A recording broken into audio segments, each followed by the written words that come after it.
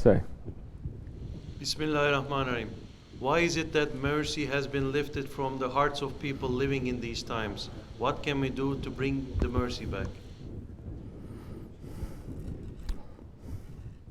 Bismillahirrahmanirrahim. Mercy has been lifted because people, majority, they do not want mercy. What is mercy? Is rahmat. Who has been given the mercy? Mercy is from Allah, but Allah will give to whomever He wills. He has given the mercy to who? To the Holy Prophet ﷺ. That the Prophet is known as the mercy to all the universes. So as long as you are receiving, you are holding on to, you are connecting, and you are following and obeying the mercy of the universes, you will have mercy. But if you cut yourself off from the mercy of the universes, if you reject Him, if you deny Him, you're not going to have mercy. They're saying Niagara Falls gives water, brings out water, something crazy like 60,000 gallons a second, something like that. Okay? With so much power, with so much water, and with so much power that comes from it, that you can benefit from it getting electricity. You can benefit from it getting water to drink and to use. What happens if you decide to destroy the Niagara Falls? What happens if you reject it and you spend so much time and effort to destroy it? You're not going to get electricity. You're not going to get water. Maybe water is still pumping, but it is underground. And it's more difficult for you to get it now. Can you say now that water was intentionally, well, the water stopped by itself? No, it's because you did it. We did it. Now that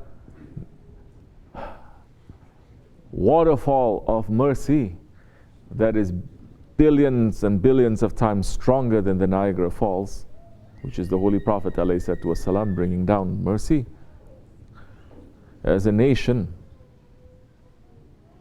for more than 100 years, we decided to block it, to blow it up, to reject it, to disobey it. So what happens now? What happens now? You're not going to get any mercy. Correct?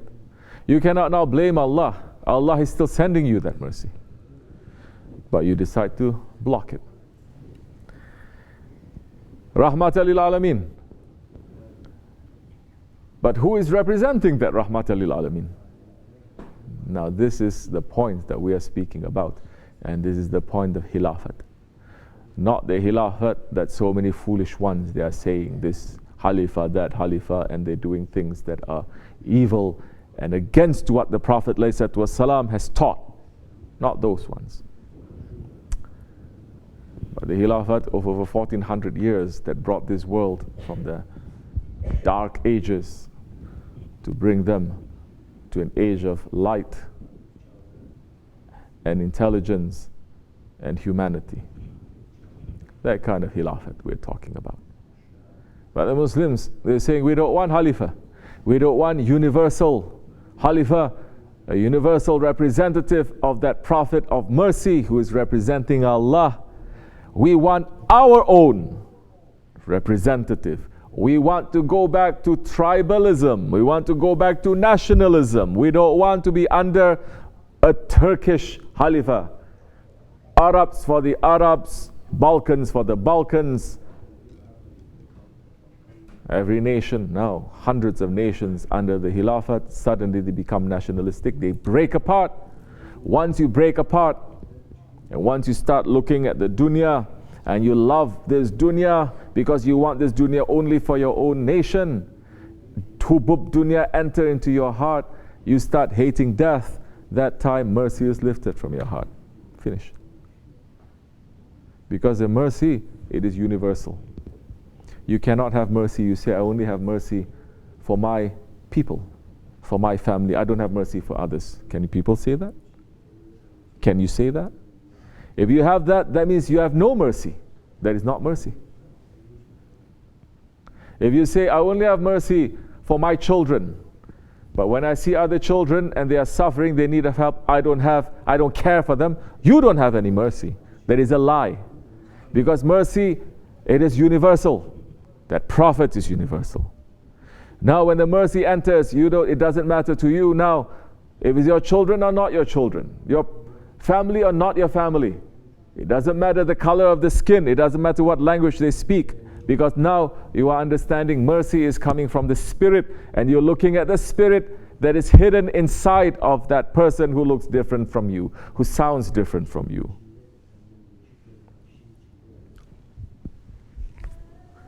When we stop becoming spiritual creatures, when we judge things from the outside, that's when mercy is going to be lifted. And of course, Holy Prophet ﷺ had said, asking Jibreel alayhi, are you going to come back after I'm gone? Because Jibreel alayhi only comes to give the wahi, revelations from Allah. And it says, yes, I will come back, but only for a short while. One of the reasons I'm going to come is not to give revelation, but to take mercy from the hearts of people. And he had done that. There's no mercy, there's no care, there's no humanity. If you have humanity, you can be looking in the newspaper 1 minute, seeing so much cruelty in this world and not be affected. You look one page, you see, oh, people are good. Next page, you see, oh, this television program. Next page, you see, oh, buy this product. Next page, you see, so you are all mixed up. There's no feeling anymore. There's only instant gratification. Whatever you want at that time, you must get. Just like an itch, a scratch. Put the Holy Prophet back, ﷺ, into your heart. Connect to one of his inheritors. Understand what mercy is. That time mercy will come back into your heart.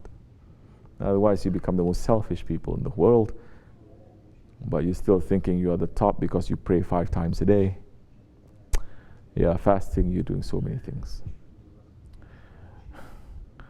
Mercy.